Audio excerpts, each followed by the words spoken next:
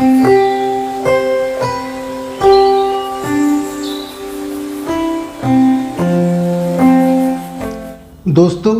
आप देख रहे हैं गैलेक्सी यूट्यूब चैनल पर आपके डॉक्टर की सलाह कार्यक्रम और मैं हूं डॉक्टर RC अग्रवाल। आज हम चर्चा करेंगे एपिलेप्सी के ट्रीटमेंट के विषय में। एपिलेप्सी के ट्रीटमेंट में केवल दवाई ही इम्पॉर्टेंट नहीं है, बल्कि और भी कई चीज़ें इम्पॉर्टेंट हैं। जैसे कि नंबर 1, एपिलेप्सी में हमें ये भी जानना चाहिए कि एपिलेप्सी का कारण क्या है और उसका हमें निदान करना चाहिए। उदाहरण के तौर पर अगर एपिलेप्सी किसी इन्फेक्शन की वजह से है तो उस इन्फेक्शन को ट्रीट करना चाहिए। अगर एपिलेप्सी किसी ट्यूमर की वजह से है तो उस ट्यूमर को ट्रीट करना चाहिए। एपिलेप्सी किसी मेटाबॉलिक डिसऑर्डर की वजह से है तो उसको हमें ट्रीट करना चाहिए। दूसरे नंबर पे एपिलेप्सी के ट्रीटमेंट में ये भी इम्पॉर्टेंट है कि अगर जिन सिचुएशंस में एपिलेप्सी प्रेसिपिटेट होती है उन सिचुएशंस को हमें अवॉइड करना चाहिए। जैसे कि बहुत देर तक भूखे रहना, बहुत देर तक रात तक जागना, बहुत ज़्यादा फिजिकल एक्सर्शन, बहुत ज़्यादा मेंटल एक्सर्शन, कुछ एक औषधियाँ जैसे कि क्विनोलोन्स, INH, इसी तरह से एल्कोहल का सेवन और एल्कोहल का विड्रॉवल।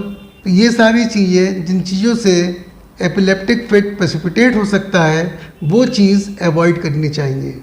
तीसरा अहम मुद्दा है कि एपिलेप्सी के ट्रीटमेंट में शुरू में रेस्ट्रिक्शंस लगाए जाते हैं जब तक कि एपिलेप्टिक फिट बहुत बढ़िया तरीके से कंट्रोल ना हो।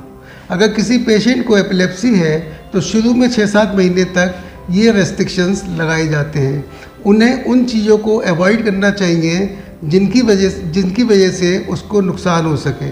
जैसे कि जोखिम भरे गेम्स जैसे स्विमिंग, ट्रैकिंग, माउंटेनिंग, इसी तरह से आग के पास खड़े होना, हैवी मशीनरी के पास खड़े होना, ऊंची बालकनी में खड़े होना, छत की मुंडेर पर खड़े होना आदि।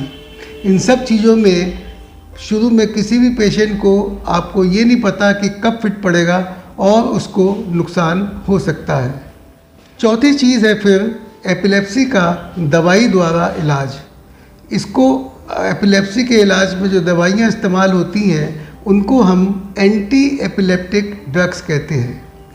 बेसिकली 2 तरह की एंटी एपिलेप्टिक ड्रग्स होती हैं, कन्वेंशनल ड्रग्स और न्यू ड्रग्स। कन्वेंशनल ड्रग्स में जैसे कि डाइलेंटिन, टेग्रिटॉल, सोडियम वैल्प्रोएट एटसेट्रा। नई दवाइयों में आजकल लेमोट्रिजीन, फेल्बामेट, टोपिरामेट, ऑक्सकार्बेजीन एटसेट्रा।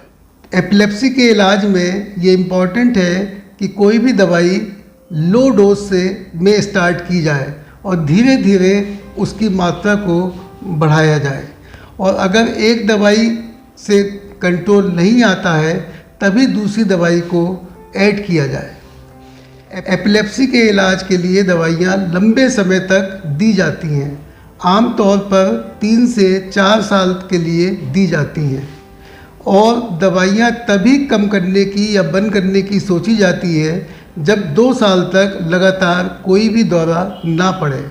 उसके बाद भी दवाइयाँ एकदम बंद नहीं की जाती, उनको धीरे धीरे 6 महीने से लेके 12 महीने में बंद किया जाता है, धीरे धीरे उसकी मात्रा को घटाते हुए। लगभग 50% लोग बिल्कुल ठीक हो जाते हैं।